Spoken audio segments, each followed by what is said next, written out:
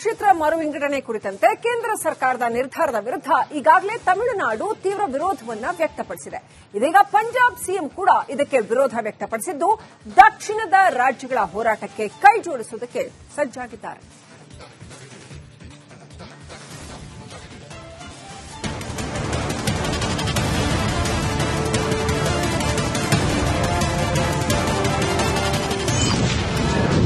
ಕ್ಷೇತ್ರ ಮರು ವಿಂಗಡಣೆಗೆ ಭುಗಿಲೆದ್ದ ಆಕ್ರೋಶ. ದಕ್ಷಿಣದ ಸಮರದ ಜೊತೆಗೂಡಿದ ಪಂಜಾಬ್. ಡಿಲಿಮಿಟೇಷನ್ ಅಂದ್ರೆ ಲೋಕಸಭಾ ಕ್ಷೇತ್ರ ಮರು ವಿಂಗಡಣೆ ವಿಚಾರಕ್ಕೆ ತೀವ್ರ ವಿರೋಧ ವ್ಯಕ್ತವಾಗಿದೆ. ಅದರಲ್ಲೂ ದಕ್ಷಿಣ ರಾಜ್ಯಗಳು ಇದರ ವಿರುದ್ಧ ತಿರುಗಿ ಬಿದ್ದಿದ್ದು ಕೇಂದ್ರ ಸರ್ಕಾರದ ವಿರುದ್ಧ ವಾಗ್ದಾಳಿ ನಡೆಸಿವೆ. ದಕ್ಷಿಣ ರಾಜ್ಯಗಳ ಹೋರಾಟಕ್ಕೀಗ ಪಂಜಾಬ್ ಸಿಎಂ ಕೂಡ ಸಾಥ್ ನೀಡಿದ್ದಾರೆ. ದೇಶದಲ್ಲಿ ಲೋಕಸಭಾ ಕ್ಷೇತ್ರಗಳನ್ನು ಪುನರ್ ವಿಂಗಡಣೆ ಮಾಡುವ ಮೂಲಕ ತನ್ನ ರಾಜಕೀಯ ಎದುರಾಳಿಗಳನ್ನು ಮುಗಿಸಲು ಬಿಜೆಪಿ ನೇತೃತ್ವದ ಕೇಂದ್ರ ಸರ್ಕಾರ ಪ್ರಯತ್ನಿಸುತ್ತಿದೆ ಎಂದು ಪಂಜಾಬ್ ಮುಖ್ಯಮಂತ್ರಿ ಭಗವಂತ್ ಮಾನ್ ಆರೋಪಿಸಿದ್ದಾರೆ.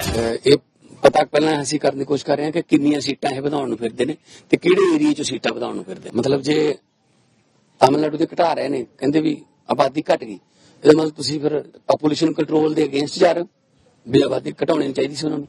ਇਹਨਾਂ ਦੀਆਂ ਕੋਈ ਹੋਰ ਅਗਲੀਆਂ ਇੱਧਰ ਉੱਧਰ ਦੀਆਂ ਚਾਲਾਂ ਨੇ ਕਿ ਆਪਦਾ ਏਰੀਆ ਵਧਾ ਲਓ, ਜਿੱਥੋਂ ਨਹੀਂ ਜਿੱਤਦੇ ਉੱਥੋਂ ਘਟਾ ਲਓ ਤਾਂ ਕਿ ਪਰਸੈਂਟੇਜ ਵਧ ਜੇ। ਤੁਸੀਂ ਪੰਜਾਬ ਦਾ ਵੀ ਅਸੀਂ ਅਫਸਰਾਂ ਦੀ ਡਿਊਟੀ ਲੱਗੀ, ਅੱਜ ਪਤਾ ਲੱਗ ਜਾਊਗਾ ਕਿ पंजाब ਨੂੰ ਕਿੰਨੀਆਂ ਸੀਟਾਂ ਵਧਾ ਰਹੇ ਨੇ ਜਾਂ ਘਟਾ ਰਹੇ ਨੇ ਜਾਂ ਕੀ ਕਰ ਰਹੇ ਨੇ। ਉਸ ਤੋਂ ਬਾਅਦ ಡಿಟೇಲ್ ਦੇ ਵਿੱਚ ಯಾವ ಕಾರಣಕ್ಕೆ ಕ್ಷೇತ್ರ ಮರು ವಿಂಗಡಣೆ ಮಾಡ್ತಿದ್ದಾರೆ, ಇದರಿಂದ ಯಾವ ರಾಜ್ಯಕ್ಕೆ ಏನು ಉಪಯೋಗ ಅಥವಾ ಏನು ನಷ್ಟ ಅನ್ನೋದರ ಬಗ್ಗೆ ಕೇಂದ್ರ ಸರ್ಕಾರ ಸ್ಪಷ್ಟನೆ ನೀಡಬೇಕೆಂದು ಒತ್ತಾಯಿಸಿದ್ದಾರೆ. ಅಂದಹಾಗೆ ಈವರೆಗೆ ಎಷ್ಟು ಬಾರಿ ಕ್ಷೇತ್ರ ಮರು ವಿಂಗಡಣೆ ಆಗಿದೆ ಅನ್ನೋದ್ರ ಬಗ್ಗೆ ನೋಡೋದಾದ್ರೆ ದೇಶದಲ್ಲಿ ಈವರೆಗೆ 3 ಬಾರಿ ಕ್ಷೇತ್ರ ಮರು ವಿಂಗಡಣೆ ನಡೆದಿದೆ. 1951ರಲ್ಲಿ 36 ಕೋಟಿ ಜನಸಂಖ್ಯೆ ಇತ್ತು, ಆಗ 494 ಸೀಟು ಆದವು. ಆಗ 7,30,000 ಜನಕ್ಕೆ 1 ಸೀಟ್ ಇತ್ತು. 1961ರಲ್ಲಿ ಹತ್ತಿರ 44 ಕೋಟಿ ಜನಸಂಖ್ಯೆ ಇತ್ತು. ಆದ್ದರಿಂದ ಕ್ಷೇತ್ರಗಳ ಸಂಖ್ಯೆ 522ಕ್ಕೆ ಹೆಚ್ಚಿಸಲಾಯಿತು. ಆಗ 8,40,000 ಜನಕ್ಕೆ 1 ಸೀಟ್ ಆಗಿದೆ. 1971ರಲ್ಲಿ ಕೊನೆಯ ಬಾರಿ ಕ್ಷೇತ್ರ ಮರು ವಿಂಗಡಣೆ ಆದಾಗ 55 ಕೋಟಿ ಜನಸಂಖ್ಯೆ ಇತ್ತು. ಅಂದು 543 ಸೀಟ್ ಮಾಡಲಾಯಿತು. ಅಂದಿನ ಲೆಕ್ಕಾಚಾರದ ಪ್ರಕಾರ 10,10,000 ಜನಕ್ಕೆ 1 ಸೀಟ್ ಇದೆ. ಕ್ಷೇತ್ರ ಮರು ವಿಂಗಡಣೆಯಿಂದ ಯಾವುದೇ ಲೋಕಸಭಾ ಕ್ಷೇತ್ರ ಕಡಿಮೆ ಆಗಲ್ಲ, ಹೆಚ್ಚು ಕೂಡ ಆಗಲ್ಲ ಅಂತ ಅಮಿತ್ ಶಾ ಭರವಸೆ ನೀಡಿದ್ರು. ತಮಿಳುನಾಡು ಸೇರಿದಂತೆ ದಕ್ಷಿಣದ ರಾಜ್ಯಗಳು ತಿರುಗಿ ಬಿದ್ದಿವೆ. ಇದೀಗ ಪಂಜಾಬ್ ಕೂಡ ಈ ಹೋರಾಟಕ್ಕೆ ಸಾಥ್ ನೀಡಿದೆ. ಮುಂದಿನ ದಿನಗಳಲ್ಲಿ ಇನ್ಯಾವ ರಾಜ್ಯ ಈ ಸಮರಕ್ಕೆ ಕೈ ಜೋಡಿಸುತ್ತೋ ಕಾದು ನೋಡಬೇಕಿದೆ. News desk, Republic Kannada. Lok Sabha ಕ್ಷೇತ್ರ ಮರು ವಿಂಗಡಣೆ ಕುರಿತಂತೆ ಕೇಂದ್ರ ಸರ್ಕಾರದ ನಿರ್ಧಾರದ ವಿರುದ್ಧ ಈಗಾಗಲೇ ತಮಿಳುನಾಡು ತೀವ್ರ ವಿರೋಧವನ್ನು ವ್ಯಕ್ತಪಡಿಸಿದೆ. ಇದೀಗ ಪಂಜಾಬ್ ಸಿಎಂ ಕೂಡ ಇದಕ್ಕೆ ವಿರೋಧ ವ್ಯಕ್ತಪಡಿಸಿದ್ದು ದಕ್ಷಿಣದ ರಾಜ್ಯಗಳ ಹೋರಾಟಕ್ಕೆ ಕೈ ಜೋಡಿಸುವುದಕ್ಕೆ ಸಜ್ಜಾಗಿದ್ದಾರೆ.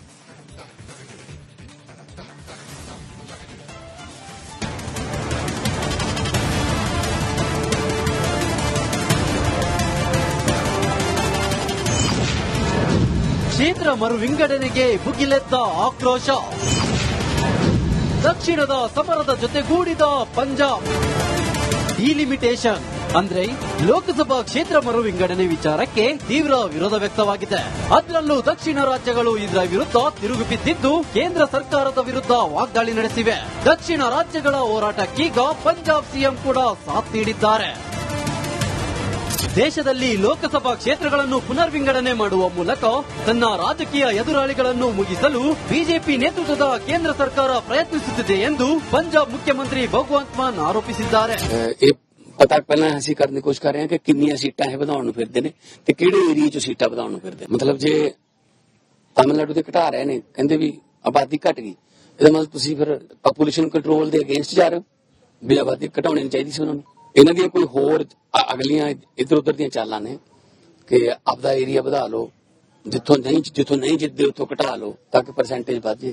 ਤੁਸੀਂ ਪੰਜਾਬ ਦਾ ਵੀ ਅਸੀਂ ਅਫਸਰਾਂ ਦੀ ਡਿਊਟੀ ਲੱਗੀ, ਅੱਜ ਪਤਾ ਲੱਗ ਜਾਊਗਾ ਕਿ पंजाब ਨੂੰ ਕਿੰਨੀਆਂ ਸੀਟਾਂ ਵਧਾ ਰਹੇ ਨੇ ਜਾਂ ਘਟਾ ਰਹੇ ਨੇ ਜਾਂ ਕੀ ਕਰ ਰਹੇ ਨੇ।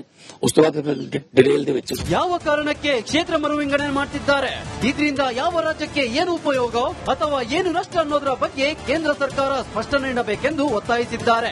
ಅಂದಹಾಗೆ ಈವರೆಗೆ ಎಷ್ಟು ಬಾರಿ ಕ್ಷೇತ್ರ ಮರು ವಿಂಗಡಣೆ ಆಗಿದೆ ಅನ್ನೋದ್ರ ಬಗ್ಗೆ ನೋಡೋದಾದ್ರೆ ದೇಶದಲ್ಲಿ ಈವರೆಗೆ 3 ಬಾರಿ ಕ್ಷೇತ್ರ ಮರು ವಿಂಗಡಣೆ ನಡೆದಿದೆ. 1951ರಲ್ಲಿ 36 ಕೋಟಿ ಜನಸಂಖ್ಯೆ ಇತ್ತು. ಆಗ 494 ಸೀಟು ಆದವು. ಆಗ 7,30,000 ಜನಕ್ಕೆ 1 ಸೀಟ್ ಇತ್ತು. 1961ರಲ್ಲಿ ಹತ್ತಿರ 44 ಕೋಟಿ ಜನಸಂಖ್ಯೆ ಇತ್ತು. ಆದ್ದರಿಂದ ಕ್ಷೇತ್ರಗಳ ಸಂಖ್ಯೆ 522ಕ್ಕೆ ಹೆಚ್ಚಿಸಲಾಯಿತು. ಆಗ 8,40,000 ಜನಕ್ಕೆ 1 ಸೀಟ್ ಆಗಿದೆ. 1971ರಲ್ಲಿ ಕೊನೆಯ ಬಾರಿ ಕ್ಷೇತ್ರ ಮರು ವಿಂಗಡಣೆ ಆದಾಗ 55 ಕೋಟಿ ಜನಸಂಖ್ಯೆ ಇತ್ತು. ಅಂದು 543 ಸೀಟ್ ಮಾಡಲಾಯಿತು. ಅಂದಿನ ಲೆಕ್ಕಾಚಾರದ ಪ್ರಕಾರ 10,10,000 ಜನಕ್ಕೆ 1 ಸೀಟ್ ಇದೆ. ಕ್ಷೇತ್ರ ಮರು ವಿಂಗಡಣೆಯಿಂದ ಯಾವುದೇ ಲೋಕಸಭಾ ಕ್ಷೇತ್ರ ಕಡಿಮೆ ಆಗಲ್ಲ, ಹೆಚ್ಚು ಕೂಡ ಆಗಲ್ಲ ಅಂತ ಅಮಿತ್ ಶಾ ಭರವಸೆ ನೀಡಿದ್ರು. ತಮಿಳುನಾಡು ಸೇರಿದಂತೆ ದಕ್ಷಿಣದ ರಾಜ್ಯಗಳು ತಿರುಗಿ ಬಿದ್ದಿವೆ. ಇದೀಗ ಪಂಜಾಬ್ ಕೂಡ ಈ ಹೋರಾಟಕ್ಕೆ ಸಾಥ್ ನೀಡಿದೆ. ಮುಂದಿನ ದಿನಗಳಲ್ಲಿ ಇನ್ಯಾವ ರಾಜ್ಯ ಈ ಸಮರಕ್ಕೆ ಕೈ ಜೋಡಿಸುತ್ತೋ ಕಾದು ನೋಡಬೇಕಿದೆ. News desk Republic Kannada.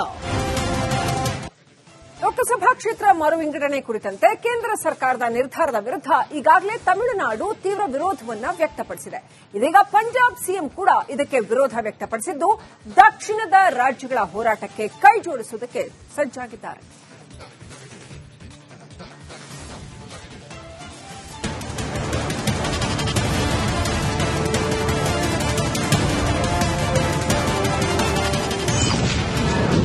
ಕ್ಷೇತ್ರ ಮರು ವಿಂಗಡಣೆಗೆ ಭುಗಿಲೆದ್ದ ಆಕ್ರೋಶ. ದಕ್ಷಿಣದ ಸಮರದ ಜೊತೆಗೂಡಿದ ಪಂಜಾಬ್. ಡಿಲಿಮಿಟೇಷನ್ ಅಂದ್ರೆ ಲೋಕಸಭಾ ಕ್ಷೇತ್ರ ಮರು ವಿಂಗಡಣೆ ವಿಚಾರಕ್ಕೆ ತೀವ್ರ ವಿರೋಧ ವ್ಯಕ್ತವಾಗಿದೆ. ಅದರಲ್ಲೂ ದಕ್ಷಿಣ ರಾಜ್ಯಗಳು ಇದರ ವಿರುದ್ಧ ತಿರುಗಿ ಬಿದ್ದಿದ್ದು, ಕೇಂದ್ರ ಸರ್ಕಾರದ ವಿರುದ್ಧ ವಾಗ್ದಾಳಿ ನಡೆಸಿವೆ. ದಕ್ಷಿಣ ರಾಜ್ಯಗಳ ಹೋರಾಟಕ್ಕೀಗ ಪಂಜಾಬ್ ಸಿಎಂ ಕೂಡ ಸಾಥ್ ನೀಡಿದ್ದಾರೆ. ದೇಶದಲ್ಲಿ ಲೋಕಸಭಾ ಕ್ಷೇತ್ರಗಳನ್ನು ಪುನರ್ ವಿಂಗಡಣೆ ಮಾಡುವ ಮೂಲಕ ತನ್ನ ರಾಜಕೀಯ ಎದುರಾಳಿಗಳನ್ನು ಮುಗಿಸಲು ಬಿಜೆಪಿ ನೇತೃತ್ವದ ಕೇಂದ್ರ ಸರ್ಕಾರ ಪ್ರಯತ್ನಿಸುತ್ತಿದೆ ಎಂದು ಪಂಜಾಬ್ ಮುಖ್ಯಮಂತ್ರಿ ಭಗವಂತ್ ಮಾನ್ ಆರೋಪಿಸಿದ್ದಾರೆ. ਪਤਾ ਪਹਿਲਾਂ ਅਸੀਂ ਕਰਨ ਦੀ ਕੋਸ਼ਿਸ਼ ਕਰ ਰਹੇ ਹਾਂ ਕਿ ਕਿੰਨੀਆਂ ਸੀਟਾਂ ਇਹ ਵਧਾਉਣ ਨੂੰ ਫਿਰਦੇ ਨੇ ਤੇ ਕਿਹੜੇ ਏਰੀਆ 'ਚ ਸੀਟਾਂ ਵਧਾਉਣ ਨੂੰ ਫਿਰਦੇ। ਮਤਲਬ ਜੇ ਤਾਮਿਲਨਾਡੂ ਦੇ ਘਟਾ ਰਹੇ ਨੇ, ਕਹਿੰਦੇ ਵੀ ਆਬਾਦੀ ਘਟ ਗਈ, ਇਹਦਾ ਮਤਲਬ ਤੁਸੀਂ ਫਿਰ ਪਾਪੂਲੇਸ਼ਨ ਕੰਟਰੋਲ ਦੇ ਅਗੇਂਸਟ ਜਾ ਰਹੇ ਹੋ ਵੀ ਆਬਾਦੀ ਘਟਾਉਣੀ ਨਹੀਂ ਚਾਹੀਦੀ ਸੀ ਉਹਨਾਂ ਨੂੰ। ਇਹਨਾਂ ਦੀਆਂ ਕੋਈ ਹੋਰ ਅਗਲੀਆਂ ਇੱਧਰ ਉੱਧਰ ਦੀਆਂ ਚਾਲਾਂ ਨੇ ਕਿ ਆਪਦਾ ਏਰੀਆ ਵਧਾ ਲਓ, ਜਿੱਥੋਂ ਨਹੀਂ ਜਿੱਤਦੇ ਉੱਥੋਂ ਘਟਾ ਲਓ ਤਾਂ ਕਿ ਪਰਸੈਂਟੇਜ ਵੱਧ ਜੇ। ਤੁਸੀਂ ਪੰਜਾਬ ਦਾ ਵੀ ਅਸੀਂ ਅਫਸਰਾਂ ਦੀ ਡਿਊਟੀ ਲੱਗੀ, ਅੱਜ ਪਤਾ ਲੱਗ ਜਾਊਗਾ ਕਿ पंजाब ਨੂੰ ਕਿੰਨੀਆਂ ਸੀਟਾਂ ਵਧਾ ਰਹੇ ਨੇ ਜਾਂ ਘਟਾ ਰਹੇ ਨੇ ਜਾਂ ਕੀ ਕਰ ਰਹੇ ਨੇ।